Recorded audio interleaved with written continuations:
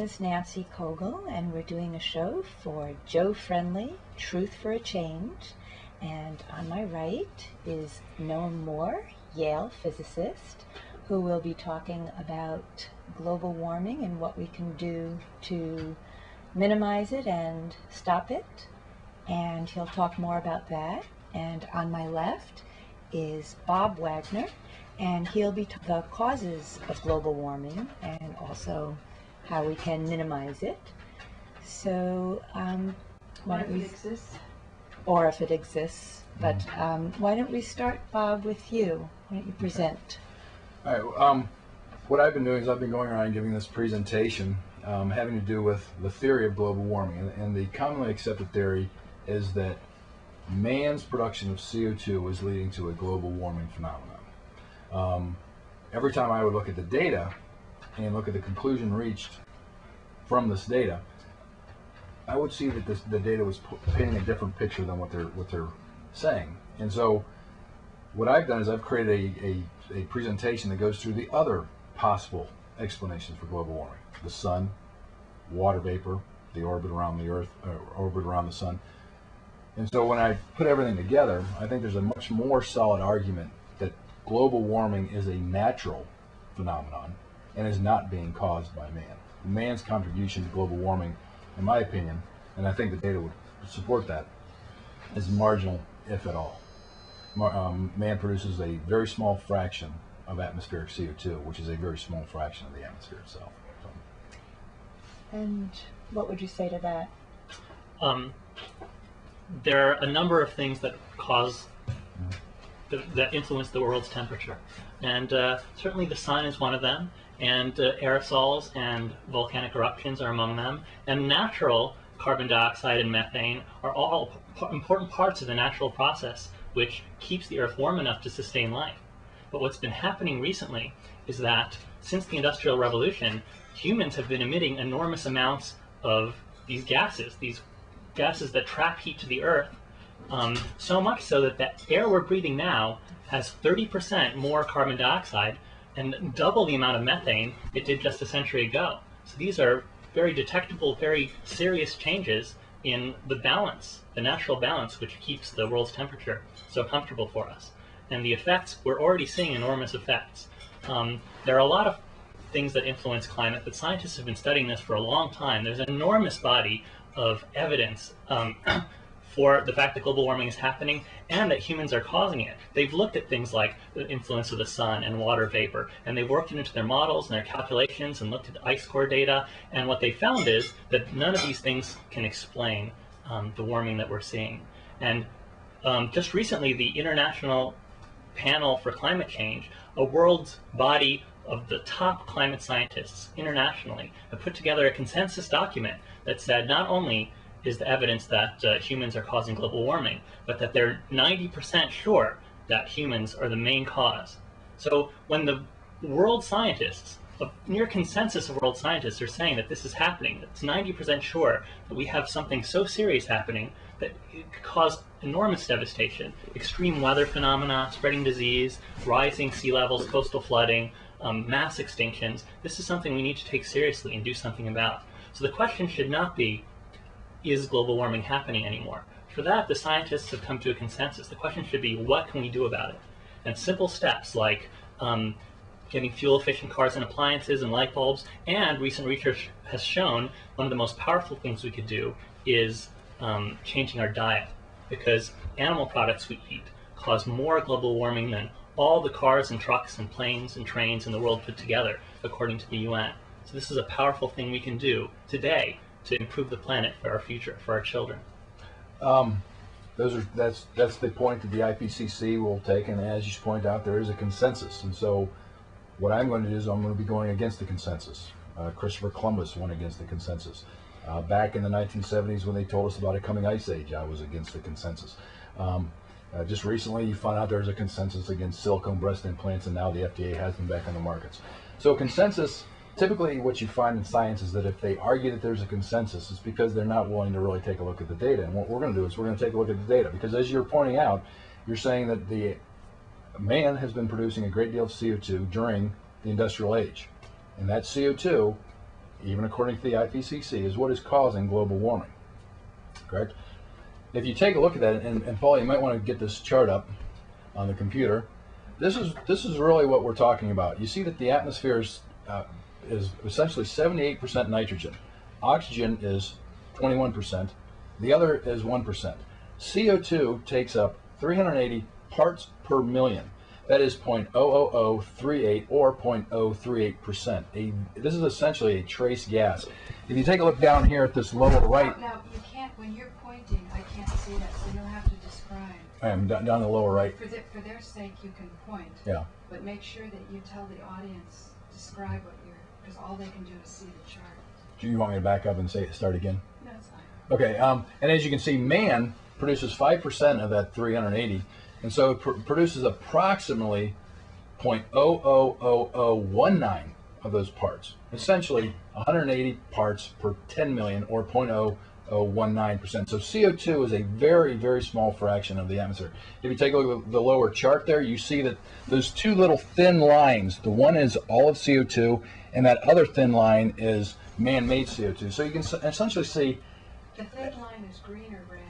You can't even really tell. It's such a small sliver. They're those two very small black lines. That's essentially what we're talking about when we talk about anthropogenic greenhouse gas causing global warming. There are two slivers. The one is all CO2, and the other one is man-made CO2. The problem is it's so small the computer can't even show you the difference, that the one is 20 times wider than the other one. Okay? So we're talking. The wider one is the one vertical on the top, right? Yeah, they're both those two very fine lines. Those are atmospheric CO2 and man-made CO2. The man-made one is literally 20 times thinner than the thicker one, and you can see that they're both very thick. The point here is that atmospheric CO2 is so very small that it's almost a negligible gas. Now, when you're getting back to CO2 causes global warming, being a physicist, you know that anytime you do a cause and effect relationship, you need to establish a timeline, right? The cause must occur before the effect, right? There's a critical timeline. I drink a fifth of vodka and then I get drunk. If I get drunk and then I drink a fifth of vodka, you can't claim that me drinking the fifth of vodka got me drunk, correct? Sure. Bottom line is, so when you take a look and you're saying CO2 causes temperature to increase, you have to take a look at the correlation studies between CO2 and temperature. And what you find is that temperature leads CO2 by around 800 years. What actually happens, and it's a natural cycle, is the sun heats the earth, things grow, they start to produce CO2, and then CO2 starts to increase. I'm sure you know from running any kind of a model that they've just simply reversed their independent and dependent variable, and by doing so, they're always going to be able to show temperature increasing with CO2. The problem is the temperature increases first, causing CO2 to increase, not vice versa. So for some reason, Mother Nature has a built-in mechanism where she likes to increase greenhouse gases with an increase in temperature. She does it deliberately. I think that is confusing the issue, which is it's a fact that carbon dioxide and other gases, methane, nitrous oxide, these gases that we emit and also are emitted in natural processes, these do trap heat. And you can calculate how much heat it traps. And that, you said it's a small fraction of the entire atmosphere, but that small fraction is strong enough to keep the Earth warm enough to sustain life. Well, right, here's the chart you can refer to about the absorption of infrared radiation. If you'd like to explain, here you have. These the ICPs. Oh, this is not the IPCC. I don't know if this is. It has the source right down at the bottom. But this is an infrared absorption chart that shows the greenhouse gases. And by the way, you're pointing out that not only is CO2 increasing, but all greenhouse gases are increasing.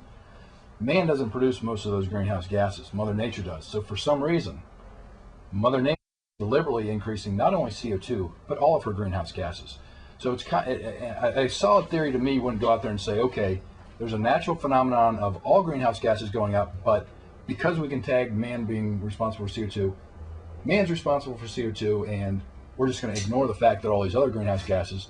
To me, it's more logical to think there's a natural phenomenon going on that's leading to all greenhouse gases going higher, and that's Mother Nature, not the reason man. that greenhouse gases are increasing in the atmosphere is related to the fact that humans are putting these out.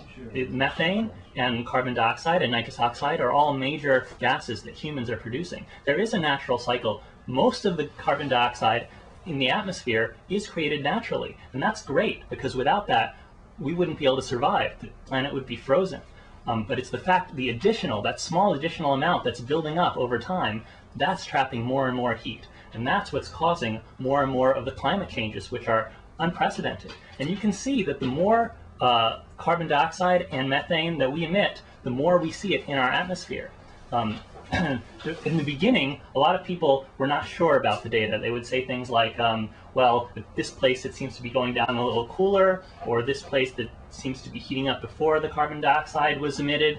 But as we put more and more data and more details into our climate models, which climate's very complicated, we get more and more confidence in the fact that indeed it is our emissions which are causing this. And like I said, the scientists have been studying this for a long time, and every report they put out becomes more and more confident over time. I'd like to also talk about the fact that you mentioned that it was Mother Nature that put it out, and in a way our ideas may converge in the fact that if we're including methane and nitrous oxide gases, which on some people's in some people's account or studies show that methane is 23 times more GWP or global warming producing than all the cars, power plants, and CO2s put together, and that nitrous oxide is 296 times more global warming producing, and that both these, methane gas and nitrous oxide gases, are produced by animals, which, yes,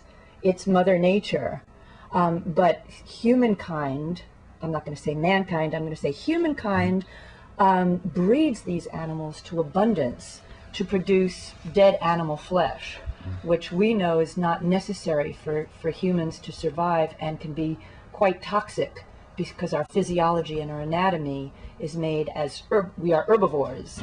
So not only is it not necessary, not only is it disease producing, but because these animals, through their natural digestive processes, which is part of nature, produce the methane and nitrous oxide gases, are also destroying our planet faster than anything else. And Paul, if you want to show this slide right here, this gives an example. You didn't explain the other slide. But that's okay. I mean, just be careful not to race on too much, because they're loading on so much stuff that you went over. Okay. I still don't know about CO2. Okay, we'll get back. I was just gonna show this is what she's talking about when she says methane is much more powerful. If you see here, CO2 is a relatively weak greenhouse gas. As you can see over here to the far right, it has what's called the global warming potential, and has the different time horizons. But carbon dioxide is assigned the value of 1. Every other greenhouse gas is relative to carbon dioxide. And you see methane over a 20-year time horizon is 62 times more powerful than CO2. Nitrous oxide is 275 times more potential. So all of this hype or all of this focuses on an incredibly weak greenhouse gas to begin with, and we're producing a trace amount of an extremely weak greenhouse gas. But more importantly, you're mentioning methane. Man doesn't really produce very much methane. What produces the majority of methane in the atmosphere is bogs, agriculture, and termites decomposing wood in the forest. So once again, there's a natural phenomenon going on increasing these greenhouse gases, and Mother Nature is the one that's producing A, the vast majority of CO2, and B, the vast majority of every other greenhouse gas. She's just simply increasing all greenhouse gases, man-made or not. She's doing something deliberately. So if she's doing it, I think the more interesting question is, why would Mother Nature be doing this? Because she's not messing up. I think the environmentalists are misreading what she's doing. With all due respect, the scientists have been looking at this for a long time, and while you're certainly entitled to your opinion and to try to convince other people, the vast majority of people who have looked at it, not just in the scientific community, but in the public, have come to realize that this is a serious issue that we need to face, that these increases in greenhouse gases are not explained by any natural phenomena, but can only be explained by human influence. And that's why it's a really important point that you both made about methane, because methane is so much more powerful at warming the Earth than carbon dioxide, even though carbon dioxide is produced in vastly greater amounts by humans than methane is, because methane is so powerful. That small amount has a big bang. And by reducing our, our output of methane, we can make a big difference for the planet. Well, how would we do that? We would drain our bogs, we would cut down our forests, and we would exterminate the termites. So if you go with that argument, you got to start. What's the solution to stopping methane production? Good point. Killing our forests. Well, the methane that is being produced on Earth, unlike carbon dioxide, which is mostly produced naturally, but there's about 3% produced by humans. That 3% does build up over time and make a difference. With methane, humans produce more than half of the methane that's being produced, more than the amount that's being produced by nature. And the biggest source of that is animal agriculture. It comes from the digestive processes of the animals we eat, and also from the manure that they produce. That's the biggest source worldwide. That's assuming that if we weren't, because I've read that statistic, and that, to me, that's a very suspect interpretation, because what they're claiming is that animals, because we eat animals, we're responsible for the CO2, the methane that they're producing. Those animals probably would be there and more if it wasn't for us. If you can, I could just simply point to the buffalo herds that we used to have that used to blacken the plains. Okay, man, through urbanization, has done a lot to squelch many animal populations. So on a net basis, I don't think that argument's going to hold. Mother Nature, you'd have, like I said, from what I understand, the vast majority of methane is produced by decomposing wood from termites and bogs, not necessarily agriculture. And agriculture is going to exist whether we do it or not. Mother Nature is going to fill that void with a plant that decomposes and produces methane. So that argument, I think, once again, you're arguing against Mother Nature, not a man-made cause. That's a common misconception.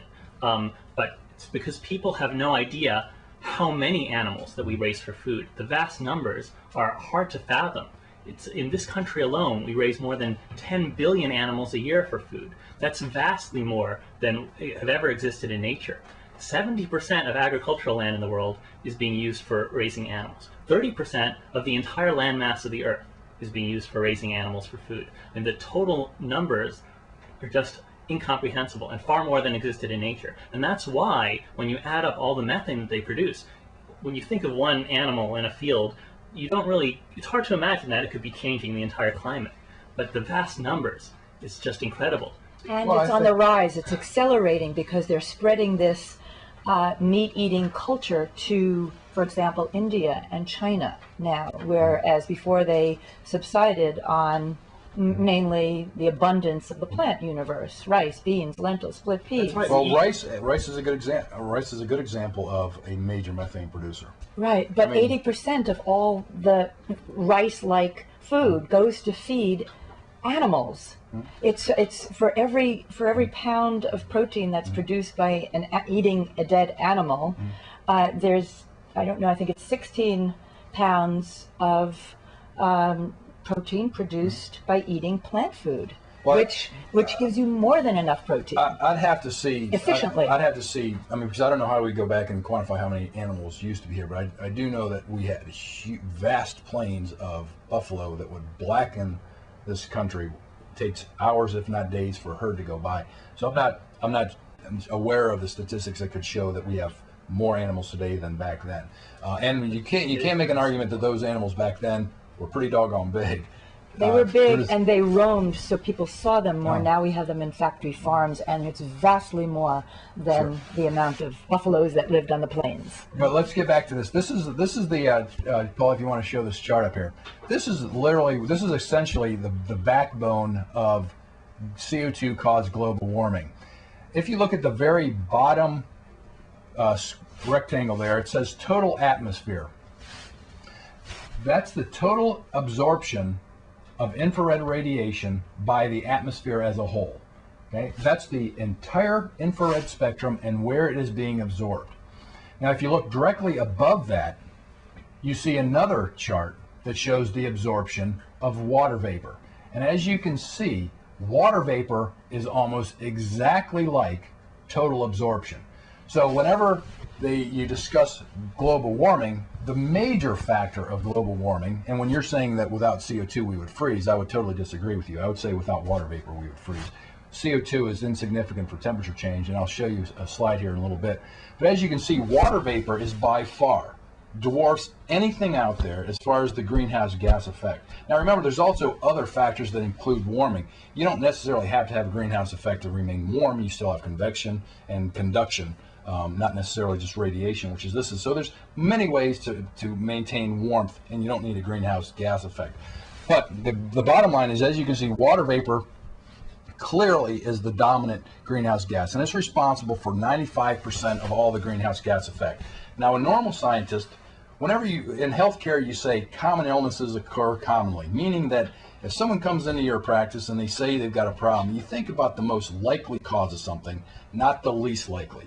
So when you look at this chart, you sit there and you say, you know what? Water vapor is probably the most likely cause. If you're creating a model, a physics model, you would say this is a highly significant variable. This is probably an insignificant variable.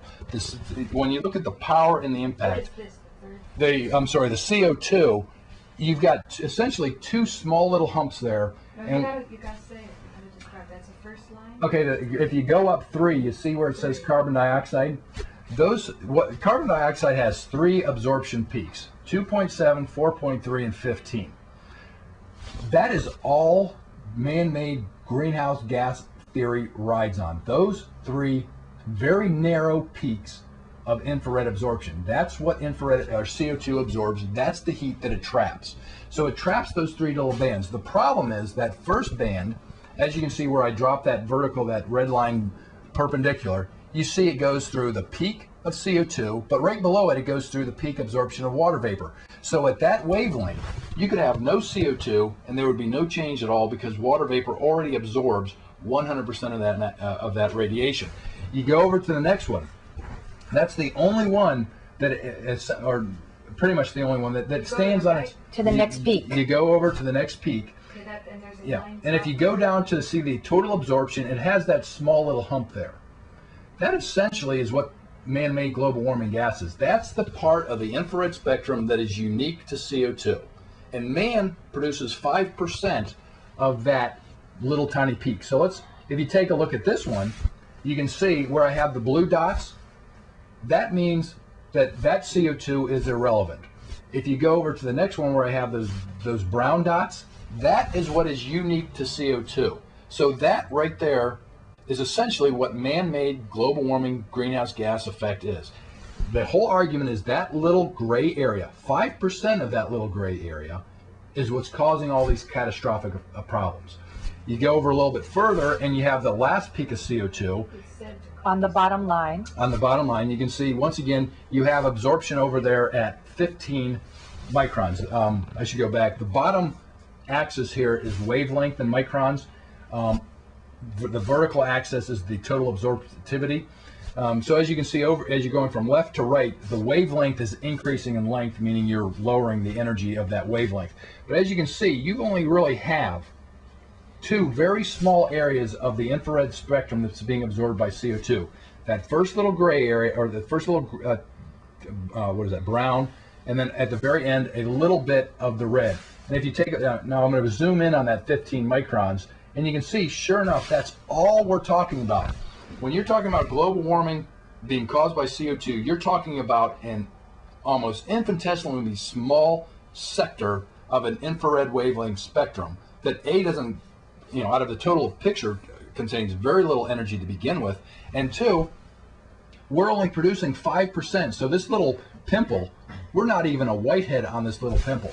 So that's our contribution for this entire problem. And that's the whole point, is that what we're being told to believe is those 2 little bands of infrared absorption is what's causing all these problems. That's what I don't buy. And I think if you start to look at the data, you'll find that more than likely, if we go back and you look there, what is the most likely cause? Would a huge change in CO2 be more likely than a very small change in water vapor? If I had a very small change in water vapor, would it not overwhelm any major increase in CO2?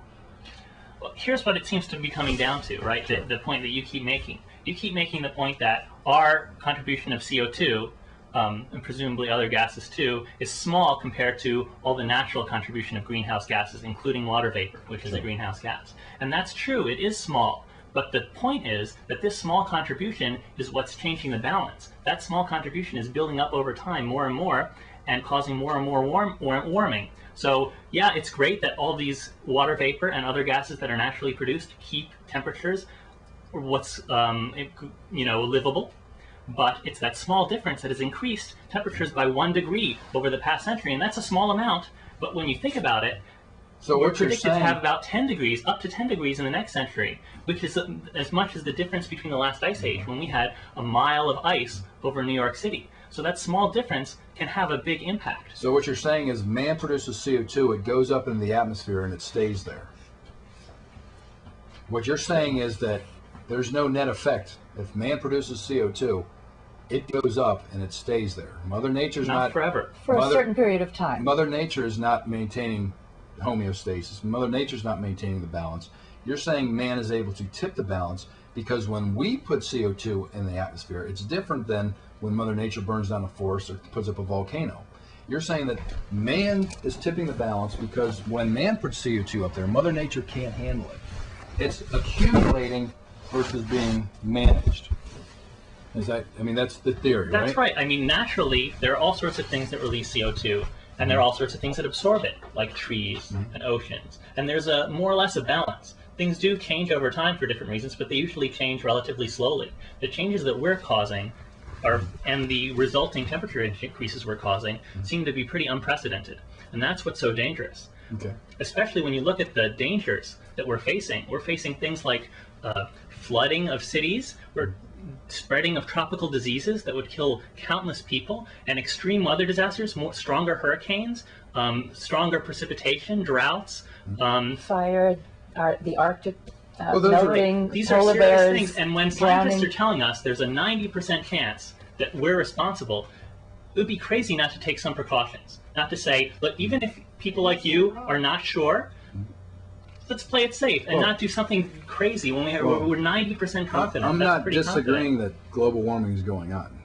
What I'm disagreeing with is if you're going to claim that CO2 is the cause, you better have some solid data to show that. And what I'm saying, there's a serious lack of data showing. Now, for instance, scientists seem to disagree. They seem to think they're 90%. But let's get to what the data is that the scientists. But I don't know. I think one of the things Noam Mohr has written an article in Earth Save International.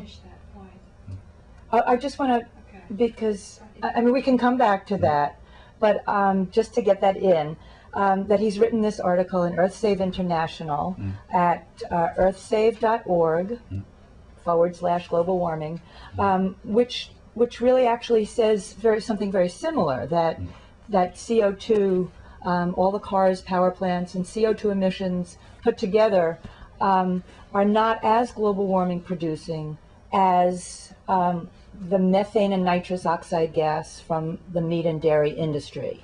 And he points to the fact that the sources, the things that put out, the cars, trucks, power plants that put out the carbon dioxide emissions, the carbon dioxide, that they also put out aerosols. They put out like dust and dirt clouds, which actually do cloud the sun and therefore prevent as much heat from coming to the earth.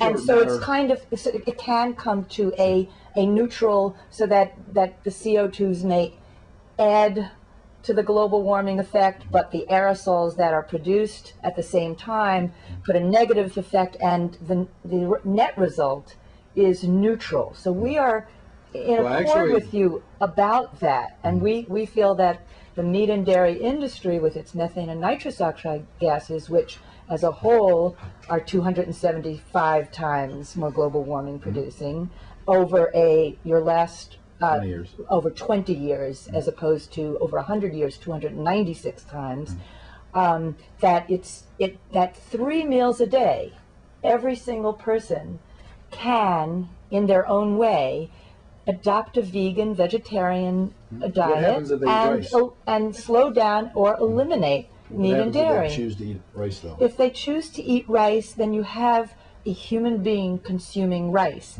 If you choose to eat dead animal flesh or milk or dairy or eggs, then you're having a human being eating an animal that, on the whole aggregate, as a whole, is consuming 80% of all the rice my that's point being is, made. My point is, if we don't eat the cow, we're going to have to eat the rice, so we're going to have to expand our rice production, which is expanding methane-producing fields. The thing about how this whole effect is that CO2 is absorbing the sunlight, trapping the heat, and leading to global warming, correct? Now, if that's the case, we know that CO2 is evenly dispersed throughout the globe, correct? If you take a core sample in Antarctica, you get 380 parts per million. If you go to the equator, you get 380 parts per million. If you go up to the North Pole, you get 380 parts per million. If you go up in the atmosphere, you still get 380 parts per million. Is that a correct statement? Yes. Okay, so we have established that throughout the world, throughout the atmosphere, CO2 is evenly dispersed. Now, if greenhouse gas effect is the trapping of solar radiation, which it is, wouldn't you expect the areas where the majority of the sunlight falls to be warming relative to the area where less sunlight is falling? Well, it's complicated. That's certainly one factor, but there's a lot of other factors that go on. For example, if the ground is light color, a lot of that light will be reflected. While if it's a dark color, the ground will absorb that light, heating it up, and that heat will again get trapped by the carbon dioxide in the atmosphere, so it won't radiate out into space. That's an example of something where, for example, Arctic ice will keep the Earth cooler when it's there, but when the ice melts and you have the ocean, which is a darker color, that will cause more warming of the Earth. So it's complicated, and there's a lot of things that affect local temperature things, including the winds and the circulation of the ocean, but people have put all this stuff in their models. They've tried to calculate with increasing and increasing confidence all these details. And what they find is that what was predicted, that increasing our levels of not just carbon dioxide, but also methane, nitrous oxide, and so on, should have an effect on global climate that matches what the effect that we're actually seeing. Okay, well, with the chart. What you're making, let me just get back to the one point though. Would you not, I mean, the oceans are an incredibly efficient absorber of solar radiation, would you not agree? Would you say that the ocean warms more and holds heat better than the Earth, than the land area? Yes. Okay, and you have more oceans in the southern hemisphere than the northern hemisphere, correct? That's true. Okay, so if you have more sunlight that does in fact fall in the southern hemisphere, you got the oceans absorbing more solar radiation, wouldn't you then expect, because it is being caused by CO2, that the southern hemisphere would be warming relative to the northern hemisphere? Not necessarily, because that's just one factor out of many. But I'm just saying, okay, so we've got one recorded, not necessarily. I'm going to go through a bunch of them. I guarantee you, every time I point out these inconsistencies, you're going to say not necessarily. And I think what you find is that this theory is built on a lot of not necessarilies, because every time you point out a logical conclusion, the answer has to be not necessarily, because when you look at it, you think, okay, if in fact it's infrared radiation being absorbed by CO2, you'd have to say, okay, well then first, ceteris paribus, all else held equal, I would assume that the area where that gets the majority of the sunlight would be warming relative to the area that doesn't. You don't. You find what you actually find is that you have northern hemisphere warming, and some studies actually show that you have southern hemisphere cooling. So you don't really even have global warming. Some studies show that you have northern hemisphere warming and southern hemisphere cooling. The other problem you have is that you're making the claim that CO2 released by man or by anything goes up and stays in the atmosphere. That's not true. For one, the IPCC, this organization that you put a great deal of faith in, who relies upon a global warming potential for their models, doesn't even assign a global warming potential to water vapor, the most significant greenhouse gas out there. They don't assign a global warming potential to it. How could anyone have a model that doesn't include the most significant variable? I don't know. It doesn't make any sense. And if you don't have a global warming potential to it, I don't care what kind of models they have, and I don't care what kind of agreement you have it. It's junk and model. It's like doing a model on exercise and forgetting to include exercise and caloric intake. You know, it's a very good. And as far as the accuracy of these models, I've seen the people speak at Ohio State. I saw the person who runs the models, who builds the model, who spent over $250 million to build the model. And what you're saying is an accurate model. He makes very clear we're highly inaccurate. And the way that he solved this problem of not getting good results is he went and bragged about spending another $500 million to get another model that wasn't giving him very good results. And this is the gentleman that we'll get to in a little bit. He brags about the fact that their models aren't very good, but it gives him more money to spend. And that's what he does. He'll tell you the atmospheric content. We didn't get good results. Henry's law is the fusion of a gas and a liquid. Henry's law basically states that the fusion of a gas is inversely related to temperature. It's like if you take a pop bottle and shake it up, you'll see CO2 will fly out of it. If you take that same pop bottle, put it on a burner, turn up the heat, CO2 will fly out of it. Mother Nature determines the equilibrium of atmospheric CO2. If too much CO2 is put up there, she would absorb it. If it wasn't enough, she would release it. If man decides to pull CO2 out and she doesn't like it, she'll release it. The only way this idea that man producing CO2 goes up there and stays is if in fact the oceans are saturated with CO2, and there's no evidence of that. More importantly, to getting back to it, why are the oceans releasing CO2? Would you agree that the oceans are warming?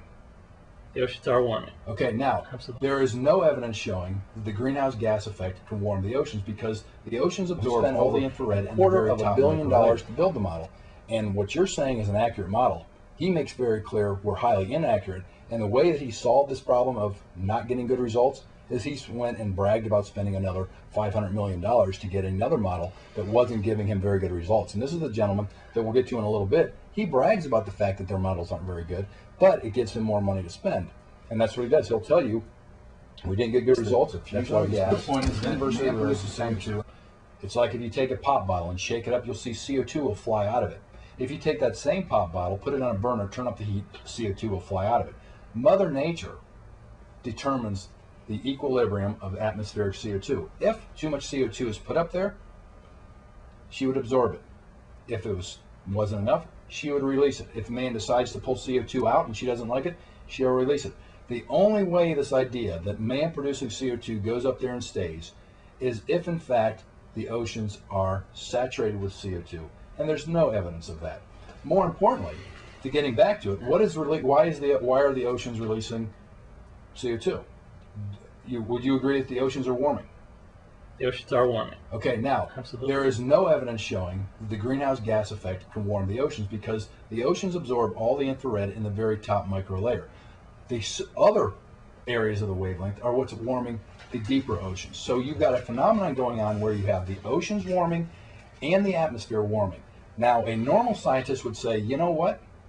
Probably the same thing that's warming the oceans is also warming the atmosphere. Global warming theory relies on the fact that there's some other natural phenomenon warming the oceans, but man is what's causing the atmosphere to warm. My argument is that the same thing that's warming the oceans is the same thing that's warming the atmosphere. And unless you repeal Davis's law, this idea that man can produce CO2 up there and Mother Nature doesn't have anything to say about it just doesn't work. The underlying assumption behind all your comments is that all the scientists that work on this, they haven't thought of all of these things.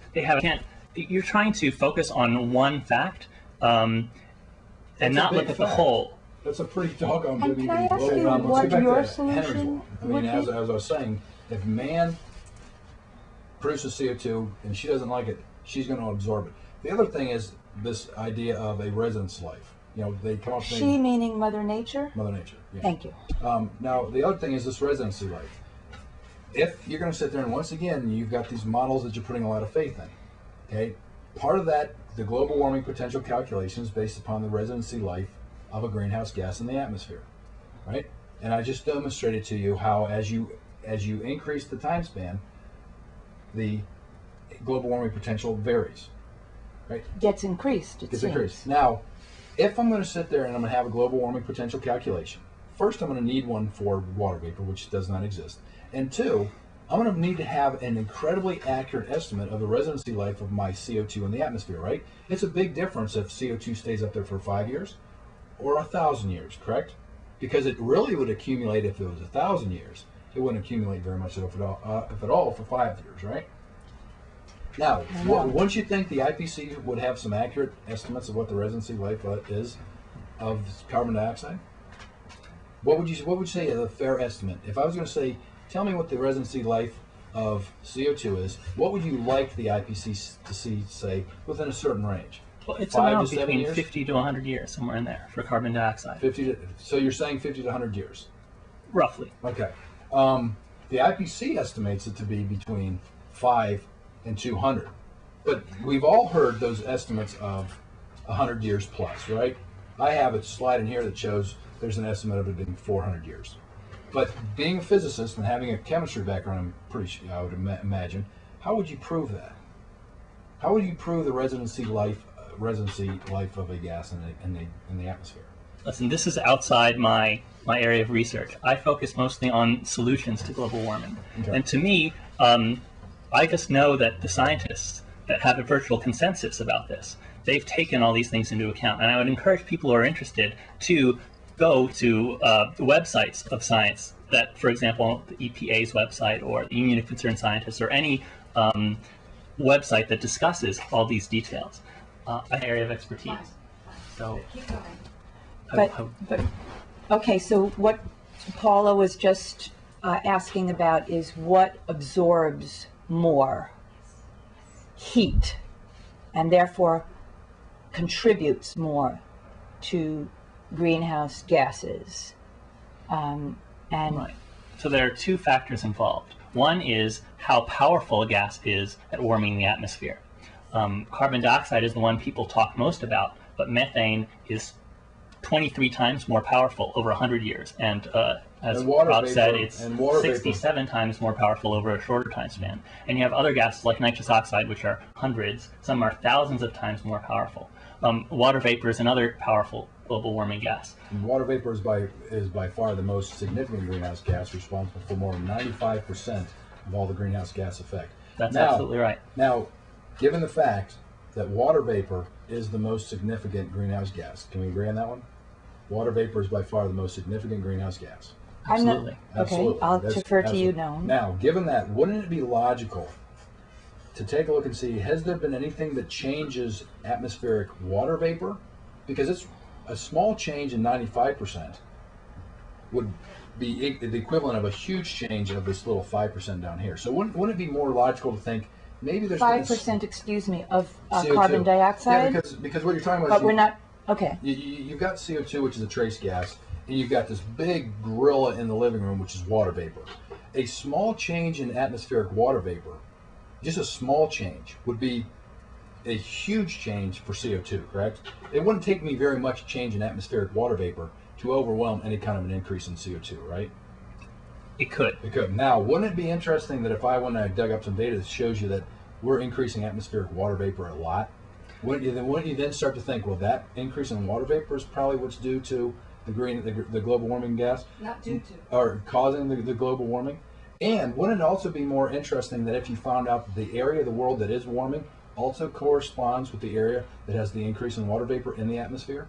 Well, that's an interesting point, because one of the things that scientists have done research on is they show that as we increase our carbon dioxide and other global warming gases that we emit into the atmosphere, that will not only directly warm the atmosphere, but it will also have a feedback loop where it causes more evaporation and therefore have more water vapor in the air. So it affects not just directly, but indirectly through water vapor. But wouldn't you also think the evaporation is being caused by whatever is causing the oceans to warm in general?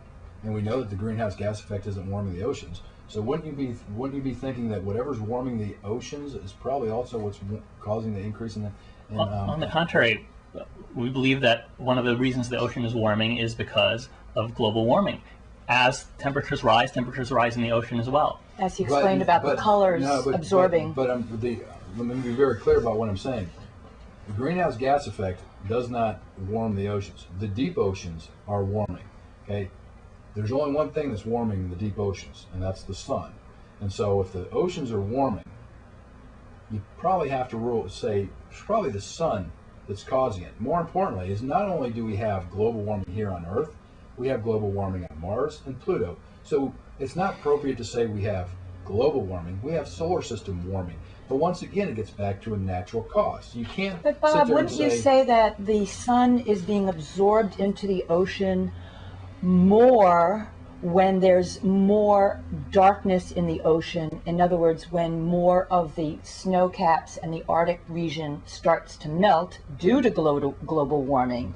So the more darkness of the ocean, the more black absorbs heat more.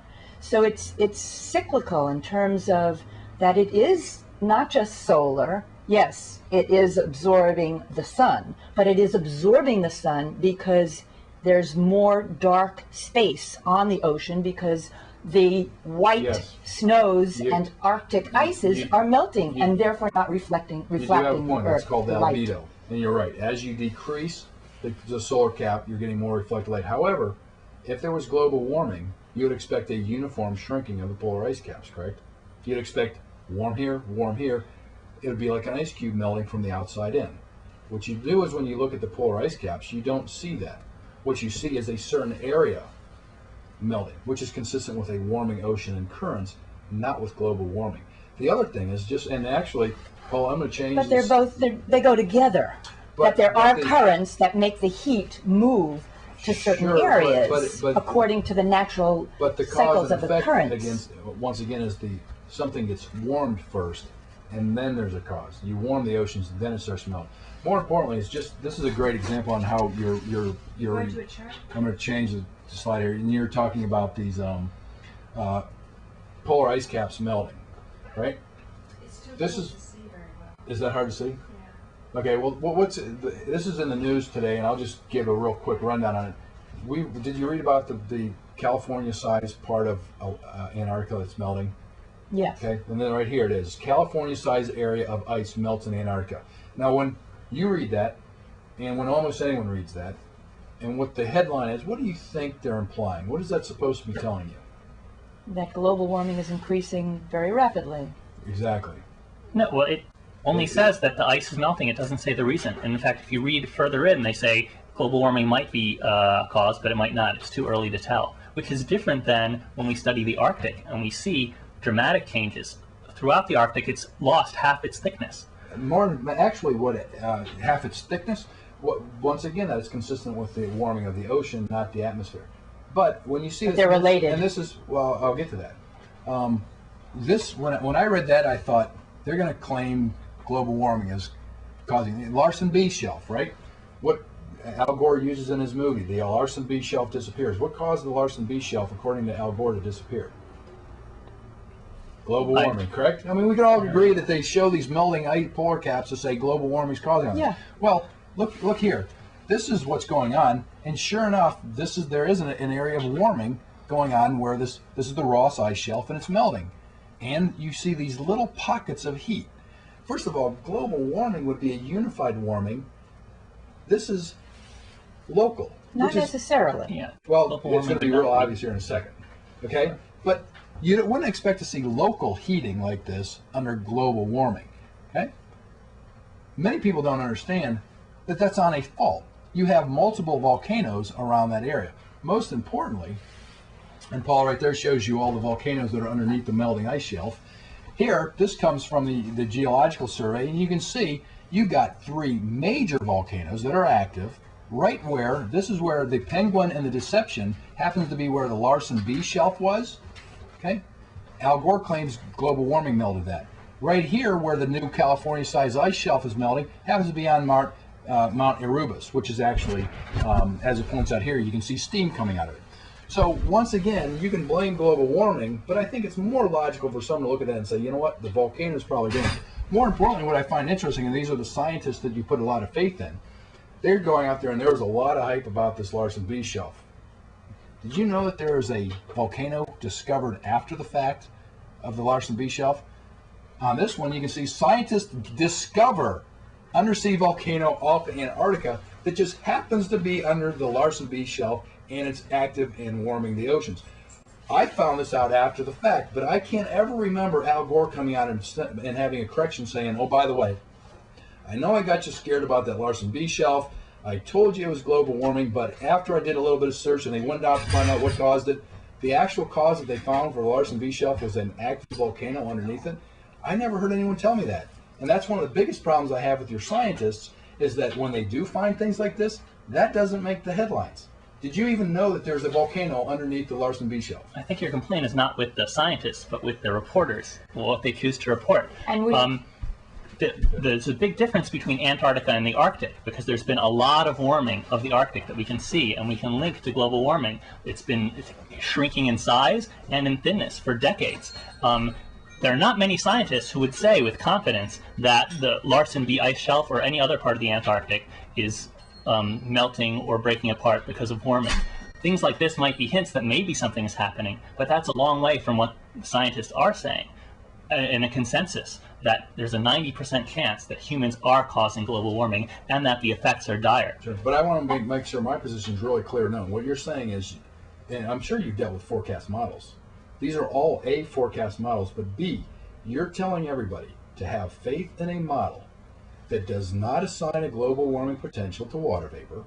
Can I ask you, Bob, Sure. what is your solution? We have one that has rarely been put out there. We've gotten on solution tiny to what? little, to to the destruction of our Well, planet right do now. you want to know And that is what would be the eliminating meat and dairy from one's diet. And we're presenting a different aspect in terms, do you have a solution? What it seems Do to you me wanna cool is off that the earth? your solution is to disempower people. In other words, what you're saying to the audience, What's the problem? First you what have you're to have a saying to the problem. audience is that you cannot do anything. That it's Mother Nature, that it's out of your hands. And what we're saying is that 3 meals a day, you can do a lot. Okay, well, I've got a solution. I are of one mind, and Bob is of one mind. And the fact of the matter is that on some levels we share commonalities, and on others we don't. And what we're doing in this dialogue, in this dance of relating to the audience and relating to each other and sharing things we know, is we're comparing and contrasting and getting to know each other and what our opinions and facts and information are. So we feel that it's very important that if there is a solution, that if global warming does exist, and if there is a solution, that at least people have the option to decide whether they want to take that solution or not. But if we don't present it, we won't be able to. Well, let's take a look at the solutions. Have you seen the solutions for what they expect to pay to meet the Kyoto Treaty requirements? Have you looked at those expectations? Yes. What you have to look at also is the cost of doing nothing, Sure. which is dramatic. It's dramatic. Well, now let's follow up on this cost of doing nothing. When I was a kid, they told me there was a coming ice age. When I was younger than you, they told me there was a coming ice age. And what they told us back then is what we need to do is literally rush out, pour black soot on the North Pole, and melt it to warm the Earth. So had we not done something back then, had we used that argument back then, we would have melted the polar ice caps, and we would have killed those polar bears that they're worried about today. So rushing to judgment based on bad science can be awful. And so what you have to take a look at is what exactly are they talking about doing? I mean, they're talking about spending 3 to 5% of GDP to solve this carbon problem. And we're talking about spending absolutely no money, and as a matter of fact, less money, by going vegetarian, vegan, no meat, no dairy, no eggs. And that costs people not only nothing, but it costs people less. Because the price of polluting, the meat and dairy industry does pollute this planet more than anything else, especially water. Sure. And it does misuse. But what I'm saying is the government is talking about spending 3 to 5% of our GDP. So right, we're not supporting the government position. Vegetarian that's a nice little idea. But my point is, what are the people in power going to do with this idea? And if it keeps getting pushed, what they're going to do is they're going to want to take, and I've never seen the government estimate be low. So when you're talking 3 to 5% of GDP, you're going to be taking money out of the working American's pocket to give to the government to fight global warming in one way or the other. But we could be spending that same amount on education, Social Security, all the social issues that we have. We could be better focused our money, have higher priority. In my eyes, we just simply have higher priorities in this country to worry about Yes, the global I think that what they'll do is spend that money and give it to oil companies to try to find ways of using finding alternative energy. That's a pretty bad argument for supporting this global warming, because if that's what the government's going to do, is going to take the tax. But we're not and give the oil supporting that companies. global warming. Education and Social Security and all these issues are also extremely important. But we should never say Social Security is really important, so we shouldn't worry about terrorism. we have to worry about both, because we have to look at the price of not doing something. We need to spend money on education because our future depends on it. And we also need to spend money on doing something about global warming, or take actions to do something about global warming, many of which will save money, because the price of doing nothing is disastrous. We saw what happened with Hurricane Katrina, and that was just one hurricane. Can you imagine what would happen with all the predictions of 10-degree difference in global temperatures were to happen? That's a big It's if. critical. I mean, and the thing is, a number of ifs. I The think point that- is, look at how fast the oceans are rising right now. You're talking millimeters a year. To come up anywhere close to a meter, you're talking thousands of years. So these But not forecasts, necessarily, because these- things accelerate. The rate at which things accelerates. That's it. So we Right. don't know how fast. it's because carbon dioxide goes in the atmosphere, but it stays there for a long time. So when we add more carbon dioxide there, we're not just continuing to heat, we're adding it to the carbon dioxide that's already there. Okay. And so you see an exponential increase is predicted. Okay, and now- we have seen unprecedented increases that match that. Okay. I think Okay, we're going to wrap up slowly. We have just a little bit of time. Well, I do want to make sure that for everyone who's listening, it's hard for people to assess the science when they hear one person saying one statistics and another person saying another statistics. It's hard to weigh who's right. So you can see where, especially totalitarian states, where they could take this kind of an argument and run with it. I agree with you, and I heard you on YouTube speaking about that. And I think that I know, George Bush Sr. was very much into population control, and he was supported. He was? You read the book? Very much into it, and his father, Prescott Bush, who was indicted by had a Malthusian policy, really, is to get rid of as many people so that they could rise on top and sell as many goods, raise their prices. It is Malthusian, and basically what it is killing as many people, or destroying, or euthanasia. Eugenics, which is sterilizing people, or lobotomy.